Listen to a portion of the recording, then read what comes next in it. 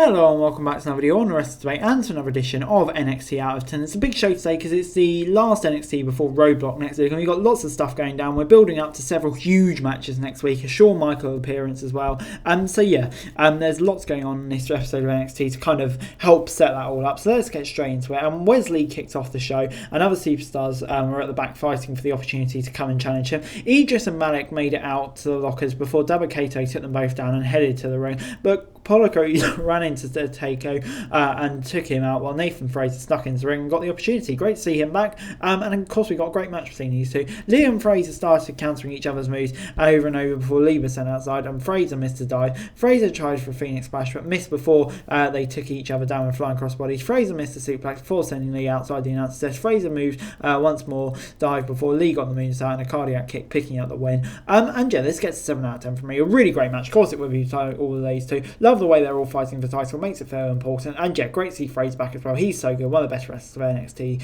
him. But JD McDonough was on a bed and said that Ilya Dragunov was the highest pain threshold of any man he'd ever met and he was looking forward to their match. So am I, to be honest. Hank Walker and Axiom then set up a match for later before the Cree brothers came out to face Indus Sher. Jensen was isolated early on and countered the big slam from Senga before making tag to breaks. Jensen was back in shortly after and took a big boot from Veer before going for the top with a big slam. Sanga then got an elbow drop before Briggs and Jensen came in and took him down with a double team move. Brooks' timing was off and Josh yelled at him before Sanga got chokeslam and Veer came in and picked up the win on Jensen. After the match, Jinder declared that he wants a 6-man tag team match with the Creeds. Seems like Jinder now properly part of the NXT furniture, kind of intrigued to see where it goes. But set out that match alright. The match was decent quality, I suppose, did its job in setting up the next one. So it gets 6 out of 10 from me.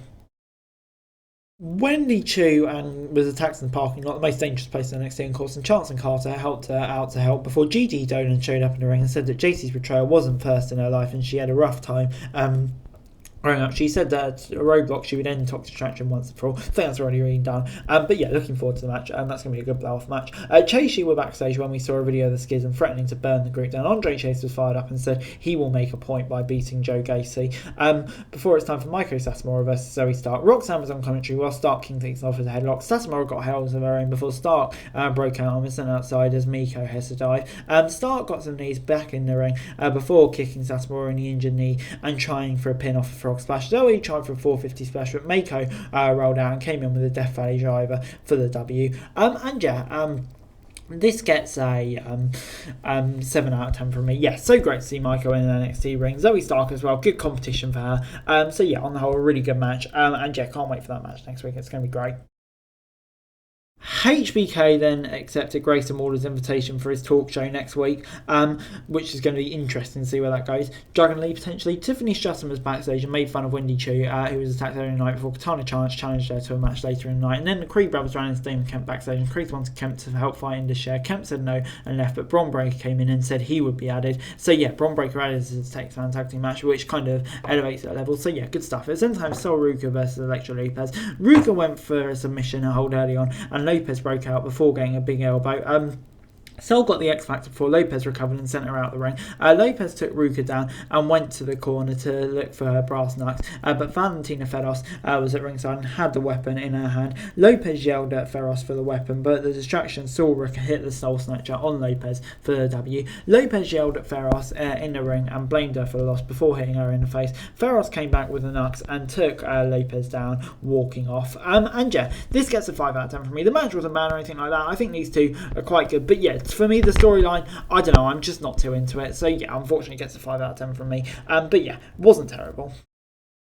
Next up was Katana Chance versus Tiffany Stratton. Stratton started strong, got a near fall early on before reversing a Hurricane Rana and dropping Chance on the ropes. Chance was caught in a hold before Alba Fire and Isla Dawn walked out at ringside. Carter was distracted at ringside and Chance got a headbutt and sent on before Stratton hit the moonsault for the win. After the match, Stratton got on the mic and declared she was aiming for the women's title. It's about time really. Stratton, she's good enough and hopefully she takes on the winner of Roxanne v Maiko, probably Roxanne, because that'll be a great match, maybe over WrestleMania weekend.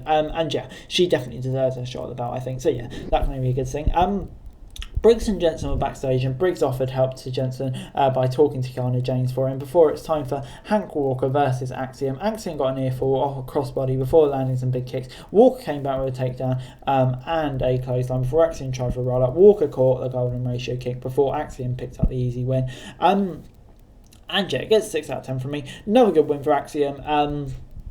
Yeah, for me, he seems to be one of the hottest acts in NXT right now. He's really getting over. And yeah, hopefully he can move on to bigger things soon. But yeah, for Hank Walker, another loss. And yeah, I don't know. I feel like it might be a long-winded thing with his character. So yeah, I think we'll just have to see where it goes for now. But yeah, on the whole, good win for Axiom. Continues his momentum going. And led us into the main event nicely, which of course was Carmelo Hayes versus Tyler Bate. Bate was sent outside early before they traded roll-ups in the ring. Tyler missed his finish before getting a hit toss and then a dive to the outside. Back after a break, Trick tried to interfere but was taken off the apron.